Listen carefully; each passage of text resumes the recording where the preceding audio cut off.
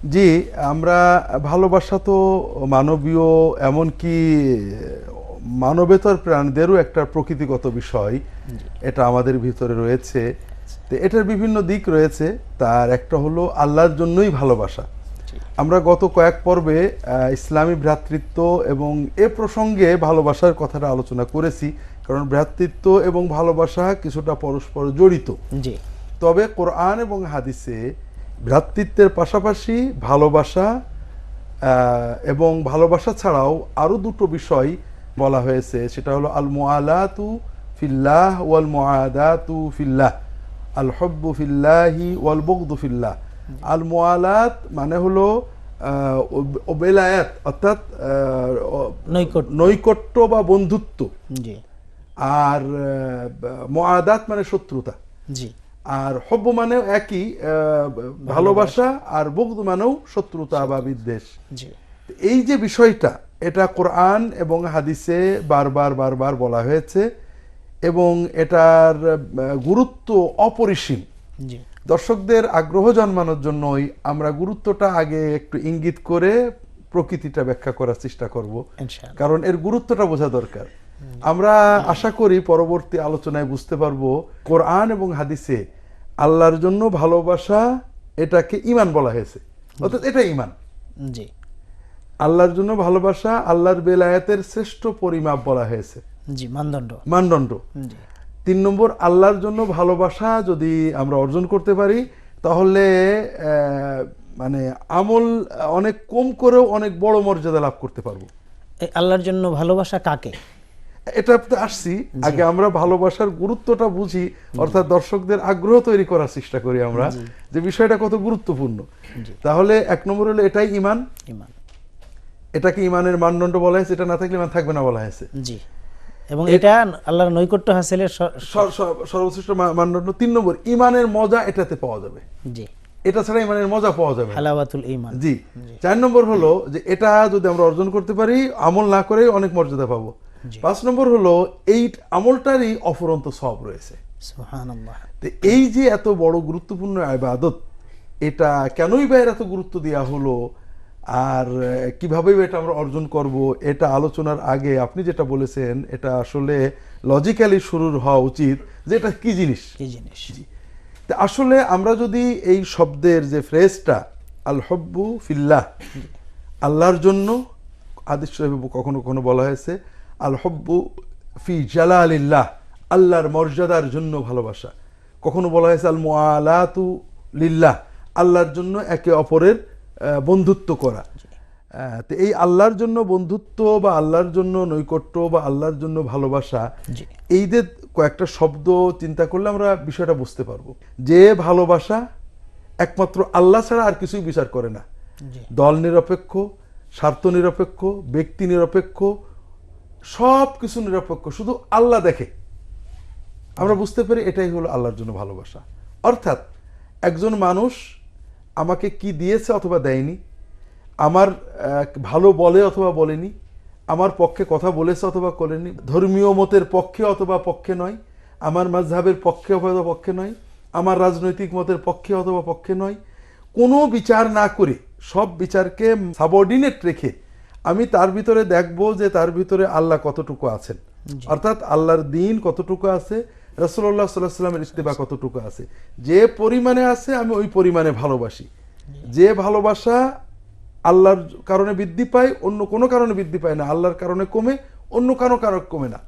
একটা লোক নামাজ পড়ে, রোজা রাখে, আমি তাকে ভালোবাসি, সে আমার দলের বিরুদ্ধে বলে, পক্ষে বলে, এটা আমার কষ্ট লাগে, কিন্তু এজন্য আমি তার ভালোবাসা, যখনই মনে করি সে আল্লাহর নামাজ পড়ে, তখন আমি আর তাকে ভালো না বেসে পারি না।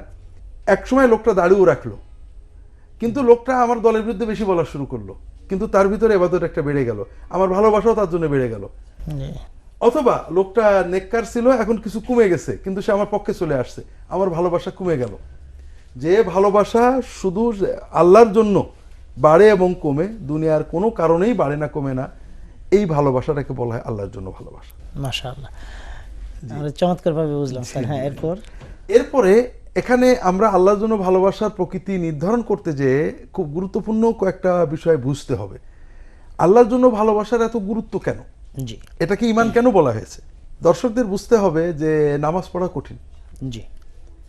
রোজা রাখা কঠিন, এগুলো কঠিন, হজ করা, যাকাত দেওয়া আরো কঠিন। তাহাজ্জুদ পড়া কঠিন। তবে এগুলো কিছু সময়ের জন্য আল্লাহর ভিতরে মনটা রাখা, কিন্তু সব সময় যেটা আমাদের সাথে লেগে থাকে, আমার ব্যক্তি স্বার্থ, আমাকে গালি দিয়েছে, আমার বিরুদ্ধে মামলা করেছে, আমার বিপক্ষে ভোট দিয়েছে, আমার মাযহাবের বিরুদ্ধে কথা বলেছে, যেটা আমার সব সময় অন্তরে আঘাত লাগছে, এই আঘাতকে জয় করব কি দিয়ে? শুধু আল্লাহর জন্য। জি। যে যতই করুক সে আল্লাহর কথা বলেছে, আল্লাহকে ভালোবেসেছে, আল্লাহর কথা বলে, তার কথায় মানুষ নামাজ পড়ে, সে অথবা সে লোকটা নামাজ পড়ে, কাজে আমি তাকে তো শত্রু মনে করতে পারি না। এই যে নিজের সার্বক্ষণিক স্বার্থ চিন্তাকে শুধু আল্লাহর জন্য মানে জলাঞ্জলি দেওয়া জি। এবং শত প্রতিরোধ, নফসের প্রতিরোধকে উপেক্ষা করে তাকে ভালোবাসার অনুভূতি হৃদয়ে তৈরি করা, এটা এত বড় কঠিন এবং এত বড় মানে গভীর এবাদত যে এই এবাদতে অর্জন করলে সত্যই ইমানের মজা এসে যায়। সুবহানাল্লাহ। তো এই জন্যই আল্লাহর জন্য ভালোবাসাকে এত গুরুত্ব দেওয়া হয়েছে এবং এটা আল্লাহর জন্য ভালোবাসার প্রকৃতি। জি। এখন এখানে আরো কয়েকটা বিষয় আমরা শুরুতে বুঝতে পারি। জি। আমরা হয়তো মনে করি যে আল্লাহর জন্য ভালোবাসা, তো আমরা বাসি তো মুসলমানদের, জি। এখানে দুটো বিষয় আল্লাহর জন্য ভালোবাসার পথে অন্তরায় হয়, জি। আর আমরা দুটো বিষয় আল্লাহর জন্য ভালোবাসার ক্ষেত্রে ভুল বুঝি। এই চারটে বিষয় আমাদের স্বচ্ছ করা দরকার। জি। একটা হলো আল্লাহর জন্য ভালোবাসার ক্ষেত্রে যেটা বাধা হয় সেটা হলো জাগতিক, জি। আর একটা হলো ধর্মীয়। জাগতিক জিনিস কি? যেমন মনে করেন একটা লোক, আমি বুঝি সে দিনদার, কিন্তু সে কোনো না কোনোভাবে আমার স্বার্থের বিরুদ্ধে, অথবা লোকটা দিনদার ঠিকই, আমি তার কাছে টাকা চাইছিলাম সে দেয়নি, অথবা সে আমার বিরুদ্ধে কোনো কাজ করেছে। তো এই অবস্থায় আমরা সাধারণত তাকে ভালোবাসতে পারি না, বরং আমরা মনের ভিতরে আল্লাহর জন্য লোকটাকে ভালোবাসতে পারলাম না। এখানে প্রশ্ন ওঠে যে সত্যিই তো লোকটা আমার সাথে শত্রুতা করেছে, জি। শত্রুতা করেছে, আমি কষ্ট পাচ্ছি এবং আমার স্বার্থ উদ্ধারের চেষ্টা করছি, এটা ইসলাম নিষেধ করে না। একজন আমার বিরুদ্ধে মামলা দিয়েছে, দিনদার লোক, আমি তার মামলার অযথার্থতা, অর্থাৎ সে যে তার দলিল ঠিক নয় এটা বলতে পারবো, তার যুক্তির ভুল বলতে পারবো, কিন্তু তাকে দুশমন ভাবতে পারবো না। আমার স্বার্থ উদ্ধারের চেষ্টা করতে পারবো, কিন্তু তার ক্ষতির জন্য, তার গীবত করা, তার বদনাম করা বা তার অমঙ্গলের জন্য ছোটাছুটি করা, এটা আমি করতে পারবো না। জি। এটা হলো জাগতিক, এটা আমাদের দেশে ব্যাপক। আরেকটা ধর্মীয়, যে আরেকটা ধর্মীয়, আমরা এটা শুনবো স্যার, একটু বিরতি থেকে আসি। আমরা যারা আল্লাহর জন্য ভালোবাসি, এরা অনেক সময়, এটা আমরা ক্রমান্বয়ে আলোচনা করব কারণ আমাদের দর্শক অনেকেই ধার্মিক, জি। আমরা আল্লাহর জন্য ভালোবাসার অজুহাতে আল্লাহর জন্য ভালোবাসা নষ্ট করি। জি। যেমন মনে করেন আমি হানাফি মাযহাবের অনুসারী, আপনি আহলে হাদিস, জি। অথবা আপনি এক পীরের মুরিদ, আমি আরেক পীরের মুরিদ, অথবা আমি একটা ধর্মীয় দল করি, আপনি একটা ধর্মীয় দল করেন। আপনার ভিতরে ধর্ম, কোরআন এবং সুন্নাহ ব্যাপক বিদ্যমান, আমার ভিতরেও বিদ্যমান, কিন্তু আমরা একে অপরকে প্রচণ্ডভাবে শত্রুতা পোষণ করি। এমনকি যারা অনেক কম ধার্মিক তাদের চেয়েও আপনাকে বেশি শত্রু বলে মনে করি। জি। এই শত্রুতা আবার দিনের নামে করি, যে আল্লাহ বলেছেন ধর্মের জন্য অপছন্দ করতে হবে, বিদ্বেষ করতে হবে। তো এটা ভয়ঙ্কর একটা পরিণতি, আমরা এগুলো বিস্তারিত আলোচনা করব। ধর্মের নাম দিয়েই আমরা অধর্ম করছি, ধর্মের নাম দিয়ে হারাম কাজটা করছি, জি। একটা ধার্মিক মানুষকে ঘৃণা করছি। জি। এটার কারণ বিভিন্ন সময় বিভিন্ন রকম হয়। একটা হলো যে আল্লাহর জন্য ভালোবাসার ক্ষেত্রে আল্লাহ এবং তার রাসূল ছাড়া অন্য কাউকে মানদণ্ড মনে করা, জি। যে একজন আল্লাহ এবং তার রাসূলকে ভালোবাসে বা তার মানছে, কিন্তু আমার ইমাম, আমার পীর, আমার দল বা আমার মতকে মানে না। যেহেতু আমার দল মতকে মানে না, কাজেই তার সকল ইবাদতকে আমি বিভিন্ন অজুহাতে মাইনর করে দিচ্ছি। জি। 2 নম্বর হলো যে কোরআন হাদিসের যেটা স্পষ্ট আল্লাহর ইবাদত, সেক্ষেত্রে ইজতিহাদি ছোটখাটো বিষয়কে বড় করে ধরা। যেমন নামাজ পড়ে ঠিকই, রোজা রাখে ঠিকই, দাড়ি রাখে ঠিকই, কিন্তু সে আমার ইজতিহাদি মতটা মানে না, কাজেই তার ওইগুলোর জন্য আমি তাকে ভালোবাসবো না, বরং তাকে শত্রু মনে করব। জি। 3 নম্বর হলো যে কোরআন এবং হাদিসে কাফেরদের ব্যাপারে যে সমস্ত আয়াত নাজিল হয়েছে, হাদিস আসছে, এগুলো মুমিনের ক্ষেত্রে প্রয়োগ করা। এটা হলো খারিজিদের তবিয়ত ছিল।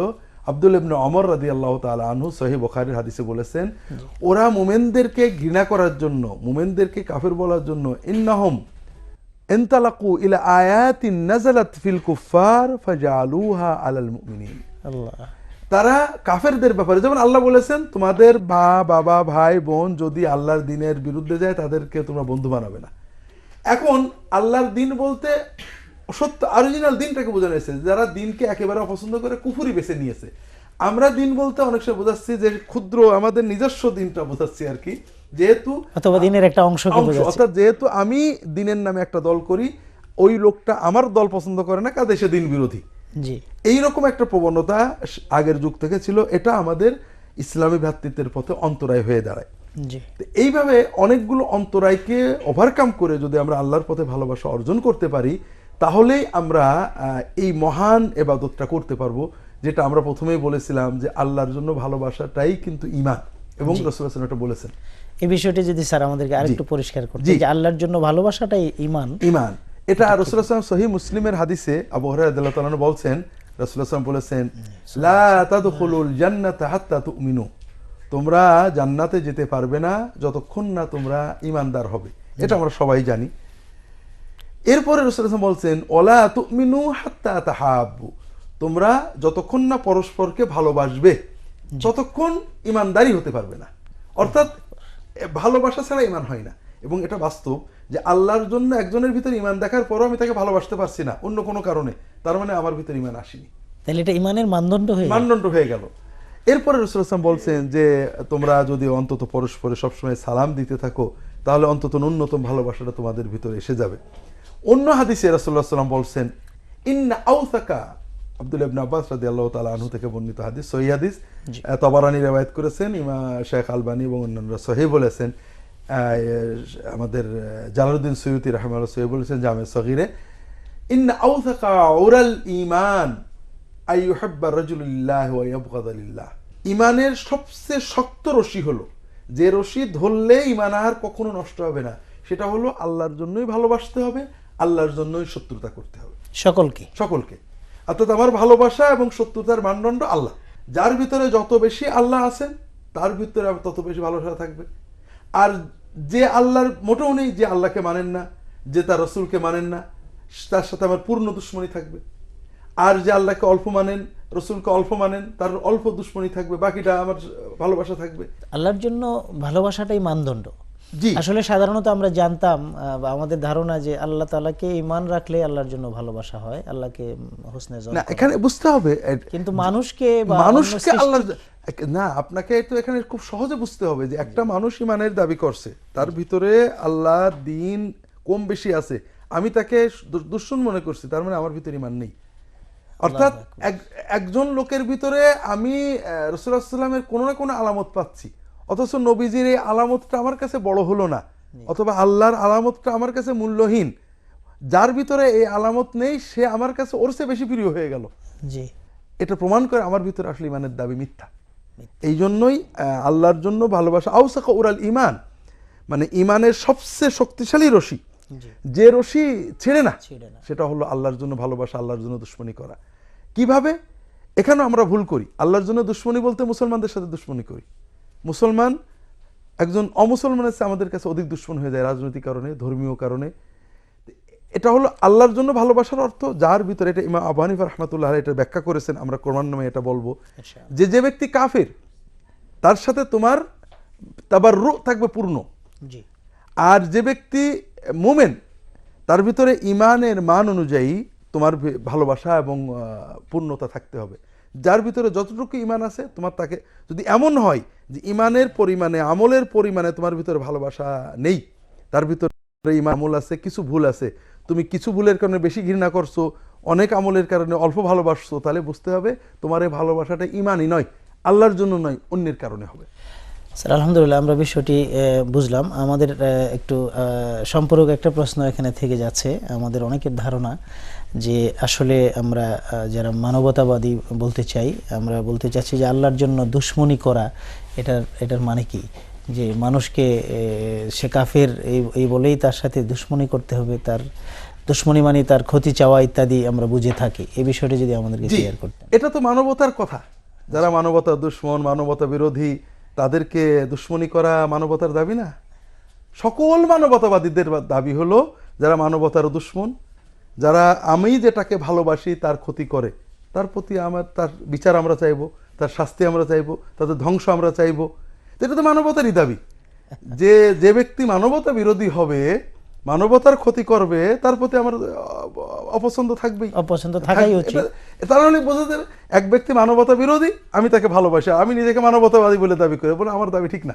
জি ঠিক আমার ইমানের দাবি হলো, আমি মনে করি যে এই ইমানটাই হলো মানবতার বেশ। জি এবং যে ব্যক্তি মনে করে ইমান মানবতার বিরোধী, তার ইমানের দাবি তো ঠিক না। জি আমরা মনে করি ইমানই, এবং এটা আমরা ক্রমান্বয়ে আনবো, এই সকল মানুষকে ভালোবাসা ইমানের জন্য, এটার বিষয়টাও আমাদের বিভিন্ন হাদিসে আসছে। মানুষের ভালোবাসাটা ইমানের ভালোবাসার অংশ, কারণ তারা আল্লাহর সৃষ্টি, সৃষ্টি।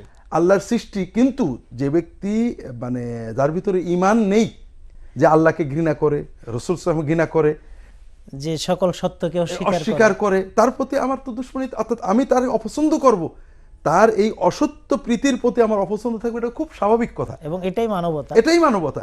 যে ব্যক্তি আমার মানবতা চাই না, মানবতাবাদীদের গলা চিপে ধরতে চাই, যে ব্যক্তি মানবতাবাদীদেরকে শত্রু মনে করে, সে ব্যক্তির প্রতি শত্রুতা না থাকলে সে তো মানবতাবাদী হতে পারেন না। জি জি তো এই জন্য এটা আমার আদর্শের ন্যূনতম দাবি যে আমি আদর্শের ভিত্তিতেই ভালোবাসবো, আদর্শের ভিত্তিতেই ভালোবাসা বর্জন করব। তাহলে আমাকে একটা স্ট্যান্ডার্ড মেনটেন করতে হবে, জি, জি। সেই স্ট্যান্ডার্ডটার নাম হলো ঈমান। ঈমান, এবং সেটা আল্লাহ। আল্লাহ, এই আল্লাহর দিকে তাকিয়ে যখন আমার ভালোবাসা এবং বিদ্বেষটা থাকবে, আমার পছন্দ অপছন্দ থাকবে, তখনই আমার ঈমান আছে বলে মনে করব। এ যাতে আরো অনেকগুলো হাদিস রাসূল বলেছেন। আলহামদুলিল্লাহ স্যার, আমরা চমৎকার একটা জায়গায় এসে এই পর্বটা শেষ করতে হচ্ছে। এখান থেকে আমরা আগামী দ্বিতীয় পর্বটা শুরু করতে চাই। স্যার, আপনি কষ্ট করে আমাদের স্টুডিওতে এসেছেন এবং এমন একটি গুরুত্বপূর্ণ বিষয় নিয়ে আলোচনা করছেন, যে বিষয়টি আসলে মানুষের হৃদয়ের সকল বেদিকে দূর করে দেওয়ার জন্য যথেষ্ট। ঈমান বিষয়টি, এই বিষয়টি আমরা আরো পরিষ্কারভাবে আরো কয়েকটি পর্বে আপনার কাছ থেকে জানতে চাই। আল্লাহ তাআলা আপনাকে তৌফিক দান করুন। বারাকাল্লাহ। সুপ্রিয় দর্শক, দেখছিলেন সুন্নাহর আলোকে মুমিন জীবন অনুষ্ঠানটি পরিবেশিত হচ্ছে পুতুল প্রপার্টিজ লিমিটেডের সৌজন্যে।